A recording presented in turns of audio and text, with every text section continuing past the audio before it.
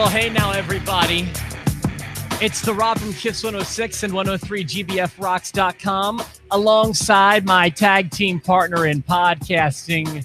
Please welcome back to the show, Peggy Sue himself.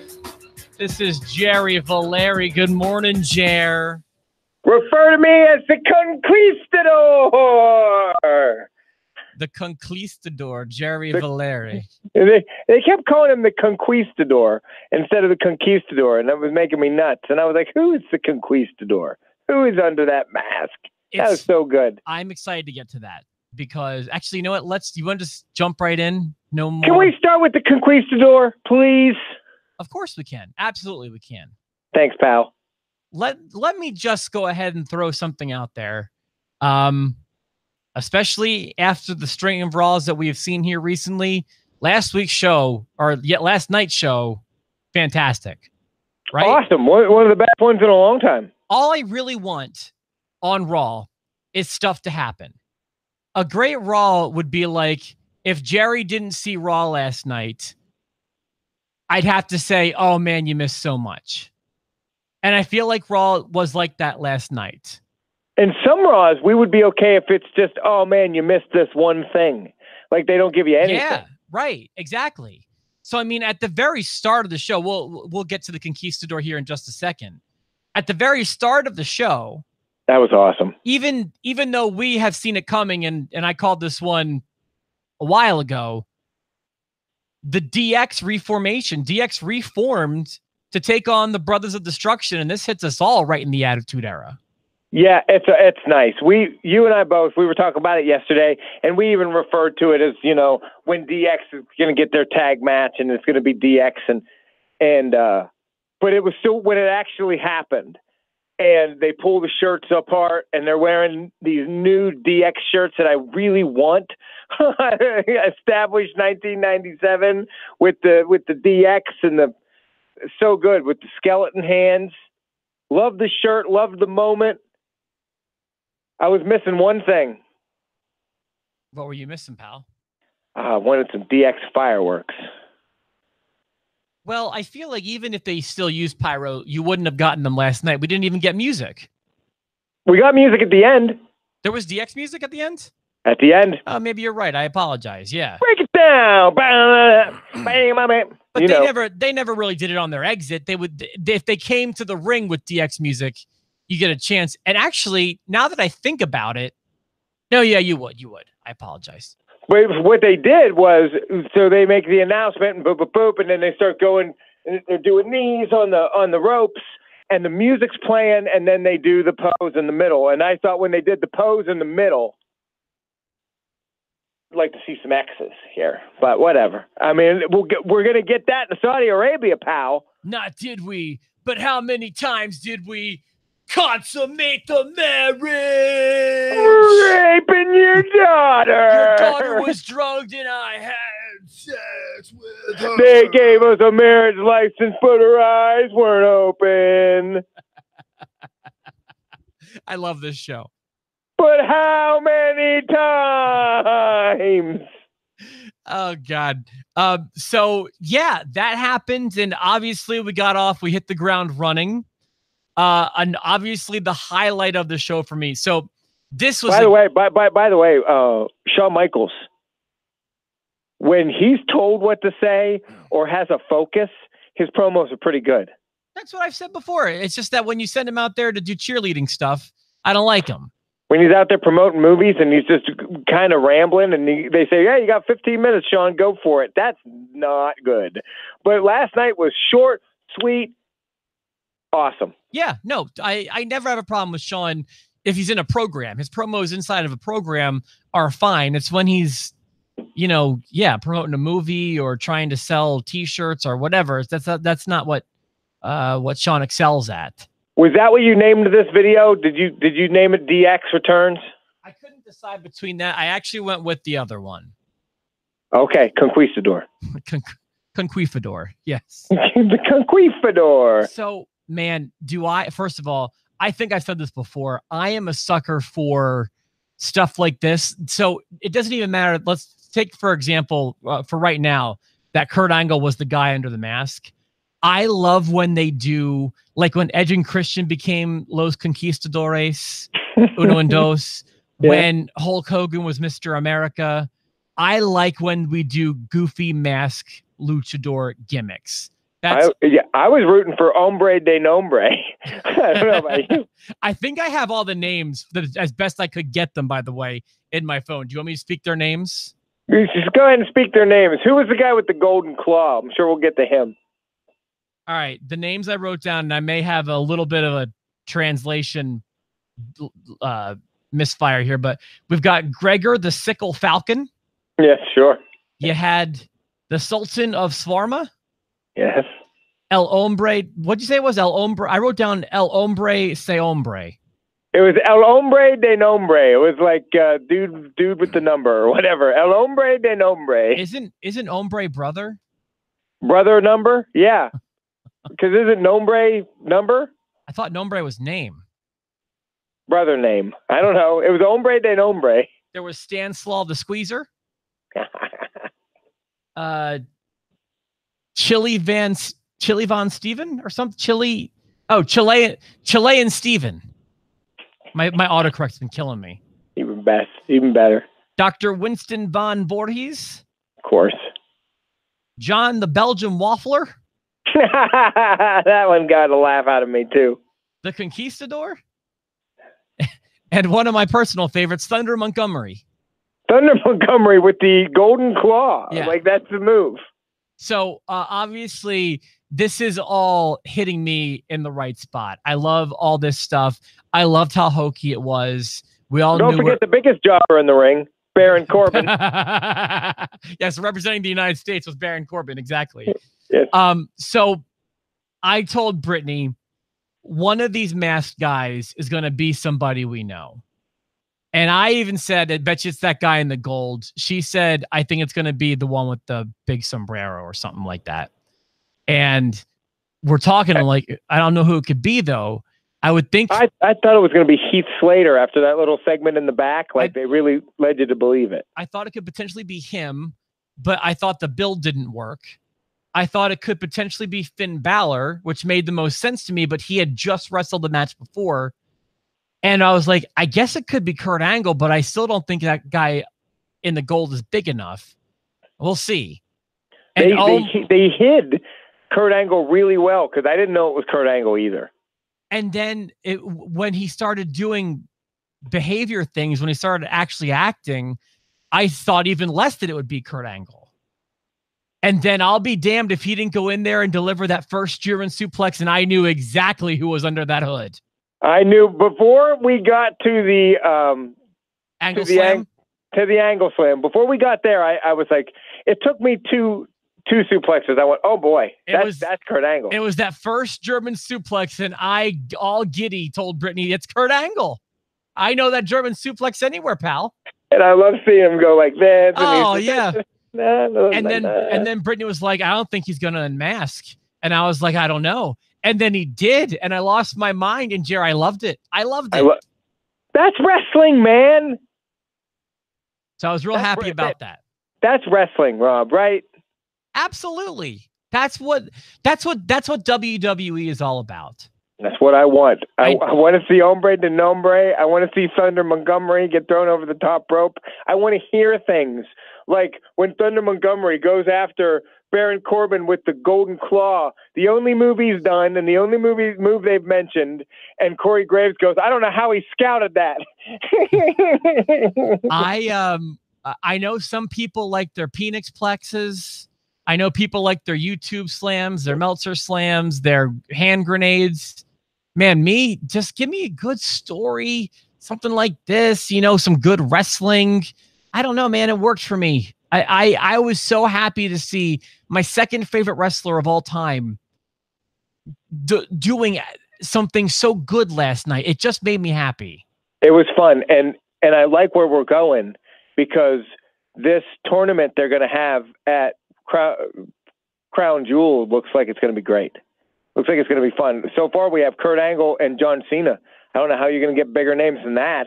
We need a better graphic. Once I see the graphic, I'm going to be all in. We need a graphic other than just their pictures. Yeah, right now we've got 6 mystery guys and Cena and Angle. Once you give me a bracket, I'm assuming it's a bracket style tournament. I mean, it could be a different style, in which case maybe we don't need the graphic I'm thinking of. But and by the way, if you give me an 8-man tournament all at Crown Jewel, pal, I love tournaments like that. I'm in, especially if it's all legends. Like, I don't know who else you can get. I'm sure they'll throw in some fresh blood too, but having Kurt Angle and John Cena in there really raises the bar. Like, no, I forget who, but they've announced that there's going to be, I believe, 2 qualifying matches on SmackDown tonight, I think. And it's just, I forget who, but it's normal people. Not JBL legends. versus Blue Meanie. See, this is where you're expecting. It's going to be Ric Flair versus Stone Cold Steve Austin. I cannot wait. And then it's going to be CM Punk taking on Owen Hart. I'll say this right now. If they have a mystery person at, I'm going to think it's Stone Cold. Well, you know what, dude, Rock. Any more with how much they put into these Saudi Arabia shows, I mean, it's not out of the question, but I mean, dude, it's been how long? And Shawn Michaels is back, and he's making his real in-ring debut, his real in-ring return to the WWE, and he's doing it at a Saudi Arabia 4 a.m. house show type deal. Like, it's pretty crazy. They want to impress Saudi Arabia. The Saudi Arabian money is gold-plated, pal. So the next thing on my mind to talk about is, and there's good and bad about this.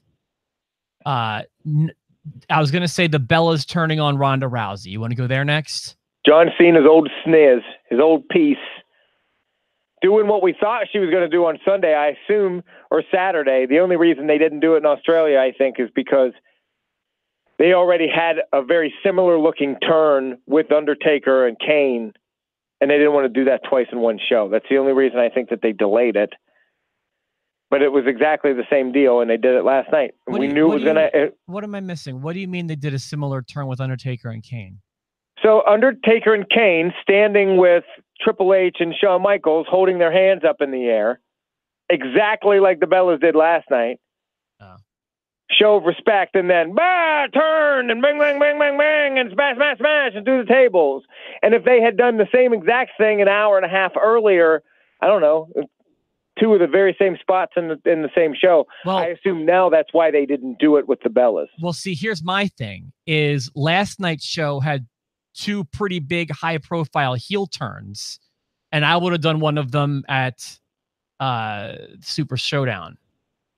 Because last night I considered Bobby Lashley to have been a heel turn. That was interesting, and I really want to get your thoughts on that when we get to it. We'll get right to now, we can talk about the Bellas and Rousey. For a minute, I thought Rousey was just going to no-sell them, and I thought that was pretty cool. So, like, they tried to attack her, and she just beats their ass. Here's my takeaway from this. I mean, we all knew that it's going to be Nikki Bella taking on Ronda Rousey at Evolution. That's been pretty highly speculated.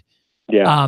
If I could describe the execution in one word, I think it was done very lazily. It was lazy written. It was lazy. I mean, maybe lazily performed isn't the right word, but it was just late. The whole thing was lazy to me. They just turned for no reason because we have to fight in 3 weeks. Right. It was predictable. Everybody saw it coming except for Ronda Rousey. She was the only one that didn't see this happening. I wish there would have been some sort of reason, some sort of jealousy, some sort of reason that the Bellas would want to do that. I'm sure that's going to be the explanation next week. I'm sure the Bellas are going to come out and cut a promo about, you know, we made this division. We're the real revolution. I'm getting my belt back. You know, it doesn't matter that I'm not getting pegged by John Cena anymore. I'm going to get it back. That kind of deal. I don't know. I just felt lazy to me. It felt lazy and predictable to me. I don't know. I wish it would have happened on Saturday, personally. And I'm disappointed that we went another show without Brie Bella falling on her face or hurting somebody. What's with her not killing anybody yet? What's with her not being the worst anymore? Like, I was really enjoying that when it was happening. What's with her being passable? That sucks. So yeah, I mean, anything else you want to mention about that? I mean, it was definitely noteworthy. It was super noteworthy. Do either of us think that the Bellas have a chance in hell against Ronda Rousey? They're going to. Ronda Rousey's getting pushed to the moon through this. Rightfully so. Yeah, and she should. I'm curious. Do you consider the Bellas divas or women superstars, female superstars? Because remember when Carmella came in to your studio, we were told specifically, do not refer to them as divas. So it's interesting that they see diva as a bad word now and a marketing faux pas, but they keep rolling out the divas for this upcoming show that they've got. And the divas, I don't know. I consider the Bellas divas. The Bellas are definitive divas. Without a second guess. The Bellas are definitive divas. And I know that Trish and Lita are from the diva generation, but I don't really consider them divas as much as I consider the Bellas. The only people like before the women's revolution, like Lita and Trish, I don't consider they're women wrestlers, I suppose, but definitely from that diva generation. Sure. I guess you could say you could look at people like AJ and Paige that maybe started that turn. Yeah. But even now we still have divas. I think Lana is a diva. Sure. I think Alicia Fox is a diva. Okay. There's other examples too. I've got one on the tip of my tongue for some reason. I can't place who I'm thinking of. Oh, if you're going to put them anywhere, buddy, put them there. Put them on the tip of your tongue. Let's just keep going. It's not did I put them on the tip of my tongue. It's how many times did I put them on the tip of my tongue.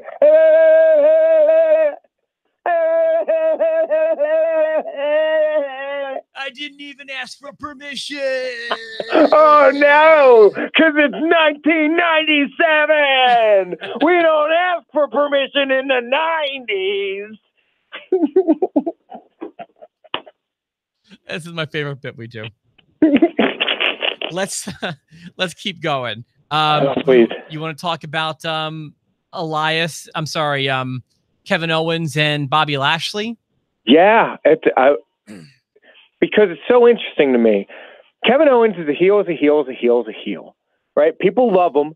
And last night, Chicago was out of their seats cheering for him like he wasn't, but he's a heel in the WWE universe for sure. So it's interesting that you're going to do your heel turn against a guy that you've tried to push as a heel from the minute he came in. But it worked. It worked like crazy. Leo Rush had been getting cheered, and he found a way to get himself booed as much as Lashley. Like, that annoying manager stuff worked. He is really good in that role. I know that like Jimmy Hart had a megaphone. Excuse me. Sorry, I lost my voice there for a second. Jimmy Hart had a megaphone, but giving him a live mic during Lashley's usually pretty unspectacular matches is a pretty good idea. Lashley. Just the way he sounds. He's like, ha ha, you're going to get him. Lashley. And people they were furious. And it was really perfect. And then Bobby Lashley loses his mind and starts. I was actually expecting, who, Sami Zayn. It was funny. I also speculated that it could have been Sami Zayn underneath somebody's hood in the Global Battle Royal or whatever it was. Mm-hmm. I was thinking about him last night too. But yeah, no, that was. I feel like a heel turn might be productive for Bobby Lashley. Super well done. And then they go in the back and they've got their face-to-face with Bayley and Finn Balor just to reemphasize we're heels now. Then Lashley starts talking and I'm like, oh God, just don't let him talk. Don't let Lashley talk. No. Just let Leo Rush do it. Lashley's got the look. He can put on a passable match. Don't let him talk. I'm with you, pal. And then another thing that jumped out at me was curious as to your take on Trish Stratus and Alexa Bliss. I thought Trish Stratus was putting on an uncharacteristically bad promo for Trish Stratus. And then Alexa Bliss came out and saved it, and it still wasn't that great. And then Lita came out, but everyone knew she was the one coming out. And I know a lot of people I read today, and the recap that I look at, and I like to have a rundown in front of me too. I don't know which one you use, but the one I used was very favorable on this segment, and gave it an A. And I would not. I didn't love it. I'm well, I'm just whatever about everyone in the ring. I was whatever about. So I guess we're not using the same one because mine didn't give a grade to this, but nevertheless, my biggest problem with this is, again, from a logic standpoint, a philosophical standpoint, psychology, or however you want to look at it, it didn't make any sense because when the promo started, it was a one-on-one match, Trish and Alexa. Right. And then throughout the course of the promo, it turns into a tag team match. Okay. Surprised everyone, right? And by the way, from someone who doesn't usually check out Mickie James, she was working for me last night, pal. I wanted to say, I thought she was all the way up. She's worked on her physique. Total Roll Tide last night. Tip of my tongue. What bothered me was, since Trish was not supposed to know that it was a tag match, it's strange how prepared she was with music and the person. There were so many reasons why. How would the person in the back know what music to play? It just didn't make any sense from a real life standpoint to me.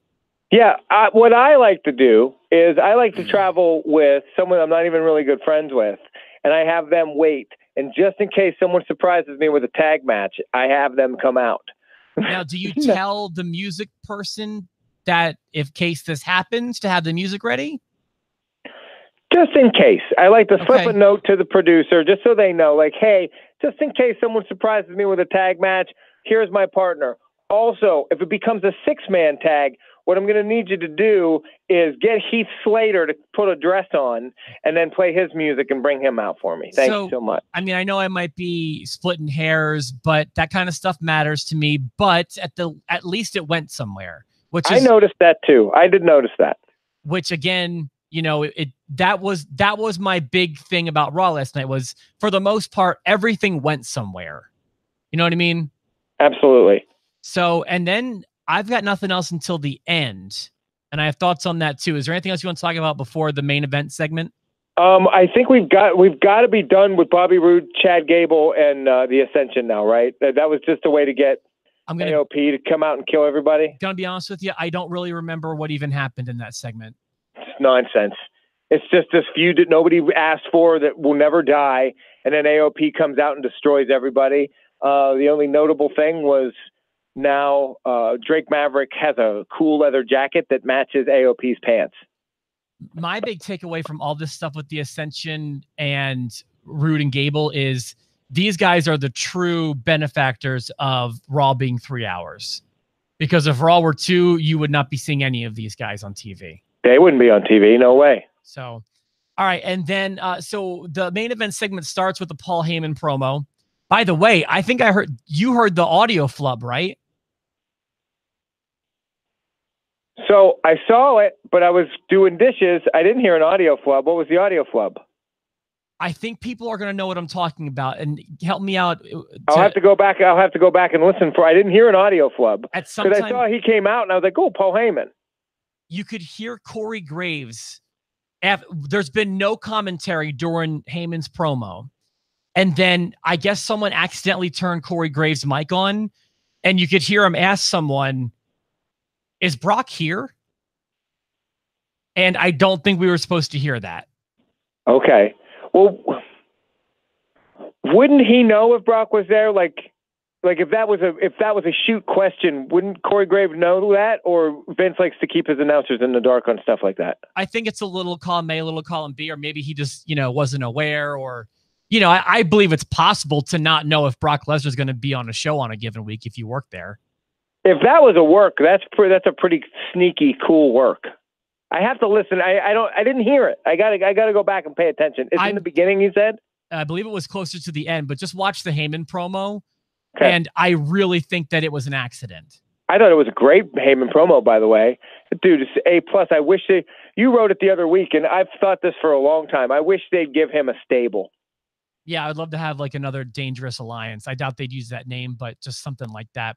But I have to be honest, man, and I really, I know Mike and I were talking about this on the post show yesterday. Mike said he's not digging it. I'm curious if he still feels this way, because I don't. I like what's happening with Dean and the Shield. Your thoughts? I do right now. I won't if it goes on another month. Does that make sense? Like I've liked it. I like the teasing and you don't know for sure, but it shouldn't last an exorbitant amount of time. Like we've got to get an answer here sooner or later, one way or the other. Well, I mean, I feel like it's got to lead to a boiling point, a straw that broke the camel's back, so to speak. Right. But if they take too long getting to a boiling point, an example that I would use is the show Lost. I used to love the show Lost.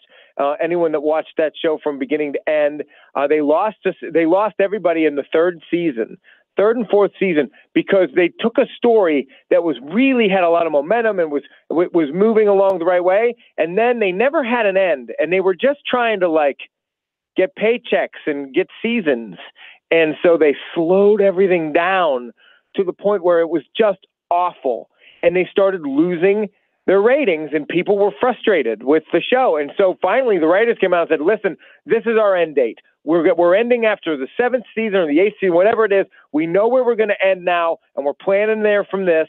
And now it's going to be a show that doesn't drag on and suck and people can't complain anymore. That's what I want from them. I don't want them to just drag it on. Have an end and get there.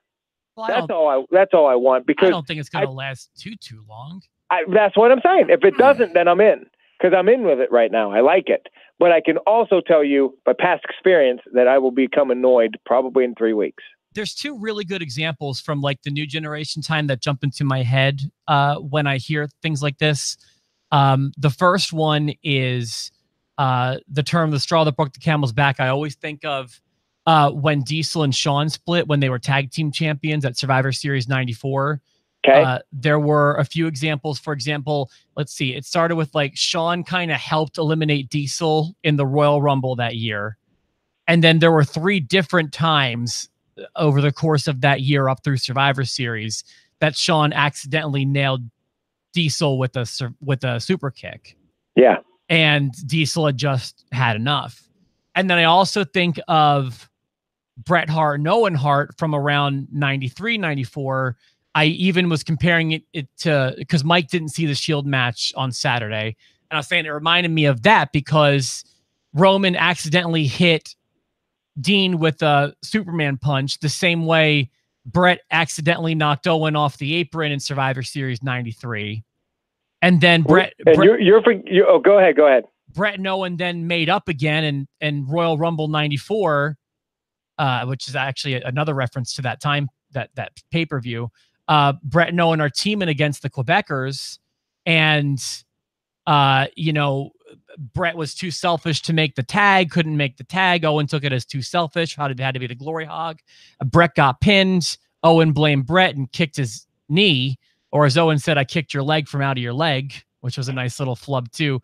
And again, it was just like little things like that just kind of built up. And I'm kind of comparing Dean's exit from the Shields to that kind of storytelling, which is a compliment. And you're forgetting my favorite breakup of all time, which was just as slow, just as methodical, and had just as many little things, the Mega Powers. When Hulk Hogan and Randy Savage broke up, it was all that little stuff, a little jealousy with Elizabeth here. You didn't come out and help me here, but I came out and helped you there, and you threw me over the top rope, but I didn't mean to, and the next thing you know, Hulk Hogan's on a gurney, and Randy Savage is popping him in the face with the championship belt. It was amazing. Don't forget the Hulk grabbed her butt, trying to keep her steady. Just trying to keep her steady. Just trying to keep her steady, pal. Right there on the lower back. Getting a little handsy. Thinking, I don't like what you're doing with Elizabeth. Listen, brother, it's not did I keep her steady. It's how many times did I keep her steady, brother. My fingers smell like I was keeping her pretty steady. Checking her oil, brother.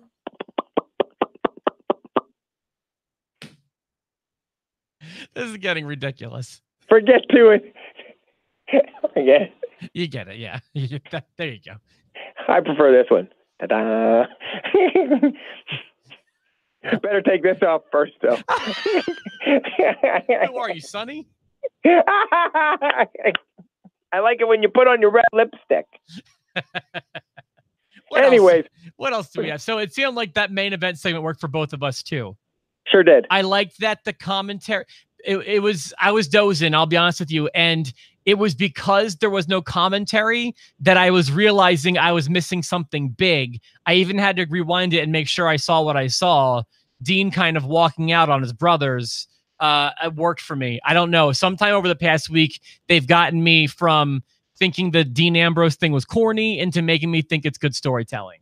Good storytelling, and let's face it, those 6 guys, when they fight, they have really good chemistry. They put on really fun matches. Boy, I mean, it's like I want to be tired of it, but their match quality is really, really good. I gave them match of the night on a really rough night to award one on Saturday. Yeah, and they turn around, and it's like the 3rd rematch of Saturday that they gave us last night, and I still loved it. Loved it, and it was fresh and still different. So anything else we should mention? I mean, it sounds like we're both, look at us for 2 shows in a row, both on board. It's not, are we on board with each other, pal? It's how many times are we going to be on board with each other? So far, it's 2. All right, listen, for myself, my tag team partner, Jerry Valeri, one more episode this week, and that's going to be tomorrow, recapping SmackDown. Please join us right here on youtube.com/103GBF Rocks. We'll see you tomorrow. And if you're not down with that, we got 2 words for you. Consensual sex! If you're not down with that, we've got 2 words for you.